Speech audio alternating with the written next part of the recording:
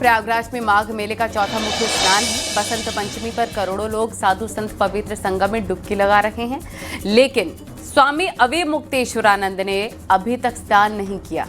मौनी अमावस्या पर हुए विवाद को लेकर राज्य मानव अधिकार आयोग ने संज्ञान लिया है। अविमुक्तेश्वरानंद को लेकर सियासी वार पलटवार भी जारी है। आपको रिपोर्ट में दिखाते हैं।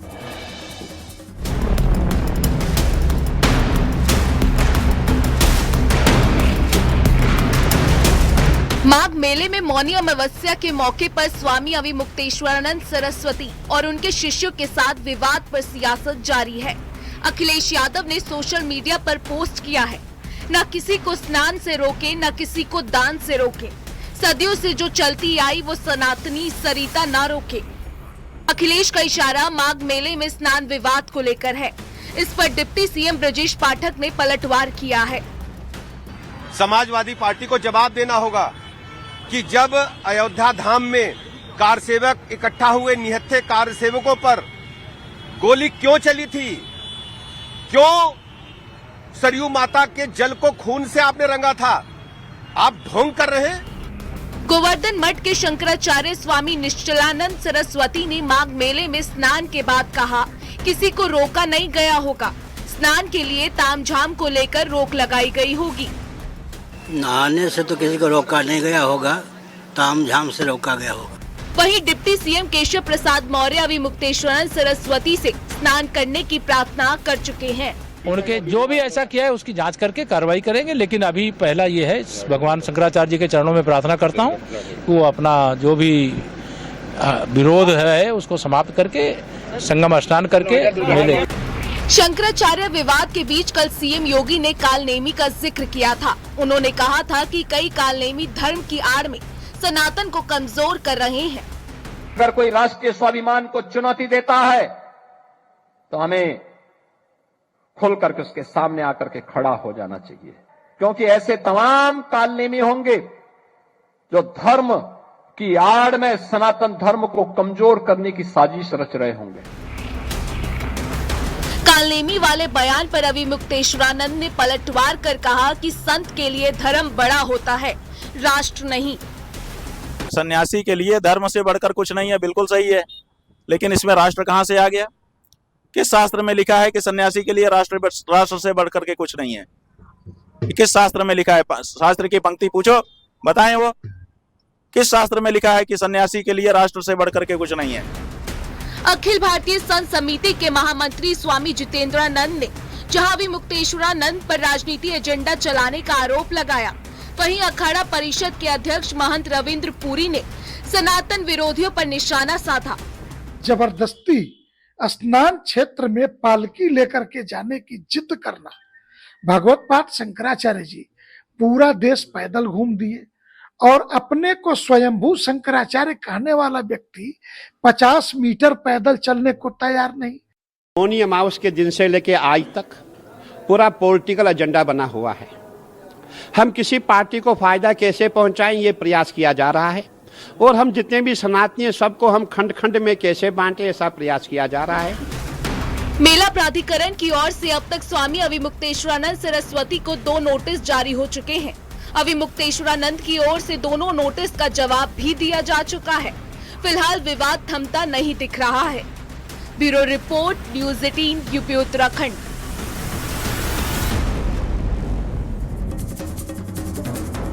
स्वामी अविमुक्तेश्वरानंद का कहना है कि वो जब तक स्नान नहीं करेंगे, जब तक मेला प्रशासन की तरफ से जो उनसे अभद्रता की गई है उसकी माफी नहीं मांगी जाएगी। फिर भले ही मेला प्रशासन कितने ही नोटिस दे दे, वो हर नोटिस का जवाब देंगे। हिंदूवादी नेता साध्वी प्राची ने जहां अखिलेश यादव के समर्थन पर सवाल उठाए हैं और राम भक्तों पर गोली चलाने की याद दिलाई है, वहीं मौलाना बरेलवी ने अखिलेश के शंकराचार्य को समर्थन देने को सियासी दाव बताया है। अमावस्या के स्नान के लिए निकले हैं शिविर से, वही नहीं हुआ तो आगे पंचमी का स्नान कैसे हो सकता है? वो उतना नहीं समझते हैं, वो केवल स्नान की बात समझते हैं। वो मान मर्यादा, स्वाभिमान, परंपरा इनको नहीं समझते हैं। वो नहीं जानते हैं कि एक बार अगर हमने आवाज़ बंद कर दी, इस बारे में बोलना छोड़ दिया, तो भविष्य में उनको कि पुलिस वाले धक्का मार के लात भी मार देंगे। जब शंकराचार्य को रास्ता रोक सकते हैं तो वो फिर सामान्य साधुओं को क्या व्यवहार करेंगे। इसलिए हम उनके सम्मान के लिए लड़ रहे हैं ताकि सबका सम्मान सुरक्षित रहे। आज तो मुझे और भी अफसोस हो रहा है, अखिलेश यादव एक संत के लिए, शंकराचार्य के लिए आवाज उठाने वाले बन रहे हो ना। अरे तुम्हारी बीबी को मौलानाओं ने मस्जिद के अंदर नंगा कहा था, डूब मरो चुल्लू भर पानी में। अपनी बीबी की रक्षा मान सम्मान की नहीं कर पाए, इनकी रक्षा क्या करोगे? समाजवादी का प्यार, अखिलेश यादव का फोन पे बात करना या कुछ शिष्टमंडल का, सपा के लोगों का वहां जाना, ये सब दिखावा, इसमें कोई हकीकत नहीं है। धर्मगुरुओं की तौहीन अखिलेश यादव करते रहे हैं। हमेशा उन्होंने धर्मगुरुओं की तौहीन की है और कभी धर्मगुरुओं का सम्मान नहीं किया। समाजवादी पार्टी लगता है बीजेपी के सॉफ्ट हिंदुत्व को फॉलो करती नजर आ रही है। अखिलेश जहां इटावा में केदारेश्वर महादेव मंदिर बनवा रखे हैं, वहीं उत्तराखंड में एसपी ने महंत शुभम गिरी को कार्यकारी अध्यक्ष बनाया। राजनीतिक के जानकार मानते हैं कि पीडीए के अल्पसंख्यकों में अगर मुस्लिम वोट बैंक खिसकेगा तो इसका सीधा फायदा मायावती या फिर एआईएमआईएम को मिलेगा। वहीं 2027 के लिए बीएसपी और एआईएमआईएम ने बगैर गठबंधन करने और साथ ही अपने दम पर चुनाव लड़ने का ऐलान भी कर दिया है। इसी से जुड़ी आपको एक रिपोर्ट दिखाते हैं।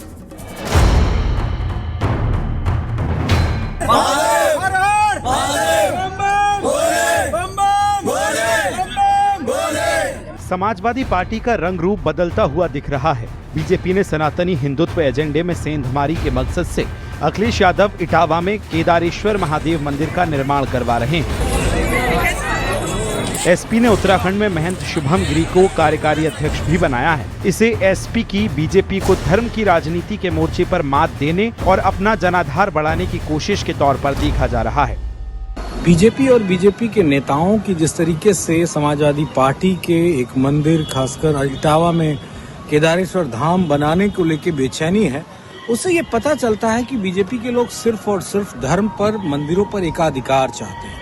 अगर किसी पिछड़े ने, किसी दलित ने मंदिर बना दिया और उस मंदिर को आस्था के रूप में इस्तेमाल कर लिया तो उनको बड़ी तकलीफ होती है। बीजेपी का कहना है कि एसपी के बदले रंग ढंग बता रहे हैं कि मजबूर होकर उसे हिंदुत्व का सहारा लेना पड़ रहा है। देखिए, ये इच्छाधारी चुनावी हिंदू है। जैसे ही कोई चुनाव करीब आता है तो इनका छद्म हिंदू रूप निकलकर सामने आता है। ये वही लोग हैं जिन्होंने कार सेवकों के रक्त से अयोध्या को लाल कर दिया। ये वही लोग हैं जो राम मंदिर नहीं बनने देना चाहते थे, आज तक दर्शन करने नहीं गए। ऐसे में सवाल ये भी है कि क्या एसपी के बीजेपी का रास्ता पकड़ने की वजह से ओवैसी और मायावती यूपी में फिर से मजबूत हो जाएंगे। अखिलेश यादव जी ना पीडीए में मुसलमान शब्द का इस्तेमाल करते हैं, ना कभी भी मुस्लिम विषय पर उन्होंने जन आंदोलन की बात की। मुसलमान शब्द तक नाम लेने से उनको गुरेज रहा है, ना ही उनकी मंचों पे दाढ़ी टोपी वाले नजर आते हैं और वो सॉफ्ट हिंदुत्व के रास्ते पर जा रहे हैं, इसीलिए वो मंदिर और इस तरह की बातें कर रहे हैं। लेकिन ये बात इस पर संकेत है कि 2027 में मुसलमान अपने पॉलिटिकल रिप्रेजेंटेशन के लिए वोट देगा और दलित मुस्लिम मिलकर के एक नया विकल्प के तौर पर कार्य कर रहे हैं। राजनीति के जानकार मानते हैं कि एसपी की सॉफ्ट हिंदुत्व के जरिए बीजेपी के वोट बैंक में सेंधमारी की कोशिश है। हालांकि इससे यूपी में मायावती और एआईएमआईएम की वापसी भी हो सकती है। एक नई कोशिश अखिलेश यादव कर रहे हैं, लेकिन इस कोशिश के साथ उन्होंने एक ऐसा काम भी किया है जिसपे खुद ही सवाल उठाते रहे हैं, यानी धर्मगुरुओं की राजनीति में आने को लेकर। और मुझे लगता है कि उत्तर प्रदेश में मुख्यमंत्री जिन पे सबसे ज्यादा निशाना वो साधने की कोशिश करते हैं, अब शायद उसमें थोड़ी नरमी आ जाएगी। एसपी को 2027 में सॉफ्ट हिंदुत्व के अलावा कोई और रास्ता नहीं सूझ रहा। यही वजह है कि यूपी में मंदिर बनवाकर, उत्तराखंड में महंत शुभम गिरी को कार्यकारी अध्यक्ष बनाकर और माघ मेला विवाद में धरने पर बैठे शंकराचार्य का समर्थन करके अखिलेश सॉफ्ट हिंदुत्व का संदेश देना चाहते हैं। ऐसे में पीडीए के अल्पसंख्यक यानी मुस्लिम वोटर्स पर मायावती और ओवैसी ने अपने अपने तरीके से दावा ठोका है। Bureau report, news 18।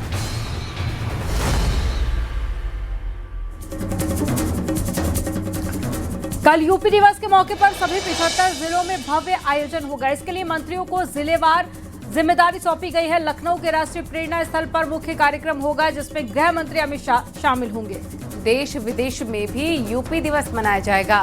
Fiji, Mauritius, Maldives, Singapore, Thailand के भारतीय दूतावासों के सहयोग से यूपी दिवस कार्यक्रम का आयोजन किया जाएगा। इसी से जुड़ी आपको रिपोर्ट दिखाते हैं।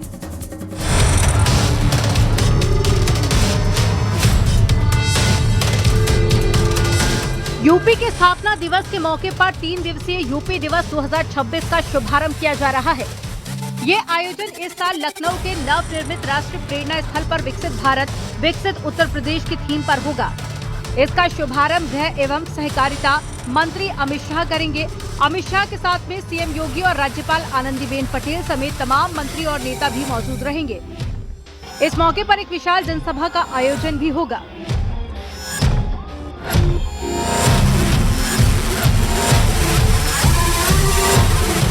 सीएम योगी के निर्देश पर उत्तर प्रदेश दिवस 2026 को इस बार और भव्य सांस्कृतिक और जन भागीदारी वाला बनाने की तैयारी है। 24 से 26 जनवरी तक मनाए जाने वाले उत्तर प्रदेश दिवस के साथ में यूपी की सांस्कृतिक विरासत, शिल्प, व्यंजन और विकास यात्रा की झलक भी देखने को मिलेगी। यूपी दिवस 2026 का मुख्य समारोह जहां लखनऊ के प्रेरणा स्थल पर होगा, यूपी के सभी 75 जिलों में यूपी दिवस का आयोजन होगा। देश के अलग अलग राज्यों में भी इसका आयोजन किया जाएगा। इतना ही नहीं, फिजी, मॉरिशस, मालदीव, सिंगापुर और थाईलैंड के भारतीय दूतावासों के सहयोग से विदेशों में भी यूपी दिवस का आयोजन किया जाएगा। लखनऊ के आयोजन में एक जिला एक उत्पाद और एक जिला एक व्यंजन के उत्पादों को शामिल किया जाएगा। मिशन शक्ति, नवाचार और वंदे मातरम के 150 साल पूरे होने पर स्पेशल एग्जीबिशन भी लगाई जाएगी। 3 दिवसीय यूपी दिवस 2026 का शुभारंभ किया जाएगा। इस बार ये आयोजन राजधानी लखनऊ स्थित राष्ट्र प्रेरणा स्थल पर किया जाएगा, जिसका शुभारंभ देश के गृह एवं सहकारिता मंत्री अमित शाह करते हुए नजर आएंगे। इस दौरान उत्तर प्रदेश के मुख्यमंत्री योगी आदित्यनाथ, दोनों डिप्टी सीएम समेत तमाम गणमान्य अतिथि मौजूद रहेंगे। इस राष्ट्र प्रेरणा स्थल पर हजारों की संख्या में पहुंचने वाले जनसैलाब को भी केंद्रीय गृह मंत्री संबोधित करते हुए नजर आएंगे। यूपी में युवाओं के लिए आदर्श माने जाने वाली पर्सनैलिटी, टूरिज्म सेक्टर में स्पेशल काम करने वाले उद्यमियों को भी सम्मानित किया जाएगा। इसके अलावा स्वयं सहायता समूहों से जुड़ी महिलाओं, संस्कृति, कला जगत की हस्तियों, खेल, पंचायती राज, समाज कल्याण, कृषि विभाग से जुड़े लोगों को सम्मानित किया जाएगा जिन्होंने बेहतरीन काम किया है। तमाम झलकियां हैं वो आपको 24 जनवरी से 26 जनवरी तक चलने वाले इस यूपी दिवस सम्मेलन में राष्ट्र प्रेरणा स्थल पर देखने को मिलेगी, जिसको लेकर जो सभी तैयारियां हैं वो लगभग पूरी की जा चुकी हैं। कैमरामैन रवि गुप्ता के साथ राजीव प्रताप सिंह, न्यूज 18 लखनऊ। यूपी के 75 जिलों में सहकारी ग्राम विकास बैंक चुनाव में बीजेपी को बम्पर जीत मिली है और 323 शाखाओं में से 309 में बीजेपी प्रत्याशी अध्यक्ष बने हैं। केवल 6 जगह पर चुनाव स्थगित हुए हैं, 8 में मतदान बाकी है। नए यूपी बीजेपी अध्यक्ष पंकज चौधरी का ये पहला चुनाव है। उन्होंने बम्पर जीत कर विजेताओं को बधाई भी दी है। आपको इसी से जुड़ी एक रिपोर्ट दिखाते हैं।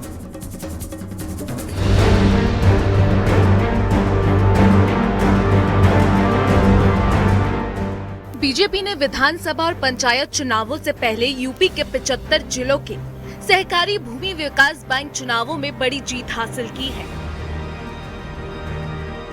शिवपाल यादव ने खुद इटावा सैफई में भूमि विकास बैंक के नामांकन कराए और सैफई भूमि विकास बैंक के नामांकन कार्यक्रम में पहुंचे। उत्तर प्रदेश के 309 भूमि विकास बैंक में बीजेपी प्रत्याशी निर्विरोध चुनाव जीते हैं, क्योंकि एसपी, बीएसपी, कांग्रेस ने यहां नामांकन ही नहीं किए हैं। बीजेपी ने विपक्ष पर चुनाव मैदान छोड़ने को लेकर तंज कसा है। समाजवादी पार्टी कुछ उतरी, कुछ साहस किया और कुछ जगह तो डर के ही भाग गए, क्योंकि उन्होंने इन सहकारी संस्थाओं को केवल लूट और भ्रष्टाचार का अड्डा बना दिया था और किसानों को समझ में आ गया है। अब इनके जो भी प्रत्याशी अगर वहाँ पर पर्चा दाखिल करने के लिए जाते हैं तो उनको दौड़ाया जाता है। किसी तरीके से अपनी इज्जत बचाने के लिए समाजवादी पार्टी के बड़े नेता आदरणीय शिवपाल यादव जी स्वयं इस बैंक में चुनाव का नामांकन कराने अपने प्रत्याशी का इटावा में गए। बीजेपी प्रदेश अध्यक्ष बनने के बाद ही पंकज चौधरी का ये पहला चुनाव था, जिसमें बीजेपी ने बड़ी जीत हासिल की है। एसपी ने इटावा, भरतना और सैफई में नामांकन किया। यहाँ चुनाव होने हैं। 309 बैंकों के चुनावों में बीजेपी प्रत्याशी निर्विरोध जीत गए हैं। विपक्षी ने 309 जगहों पर वॉकओवर कर दिया। उत्तर प्रदेश के सभी 75 जिलों में नेताजी सुभाष चंद्र बोस के जन्मदिन पर ब्लैकआउट मॉक ड्रिल की गई। इस दौरान 10 मिनट के लिए सभी जिलों में लाइटें बंद कर दी गई और पूरी तरह से ब्लैकआउट रहा। मॉक ड्रिल के दौरान बम फटे, आग लगी। इसके बाद वॉलंटियर्स ने लोगों का रेस्क्यू भी किया है और लखनऊ में आयोजित ब्लैकआउट मॉक ड्रिल में सीएम योगी भी शामिल हुए। बताया कि समय समय पर होने वाले मॉक ड्रिल के पीछे मकसद क्या है। मॉक ड्रिल में ये देखा जाता है इमरजेंसी में दुश्मन देश के हमले से निपटने के लिए हम कितने तैयार हैं। हालांकि इस दौरान सीएम योगी आदित्यनाथ ने एक बड़ा ऐलान भी किया और कहा कि होमगार्ड की भर्ती में आपदा मित्र को प्राथमिकता दी जाएगी।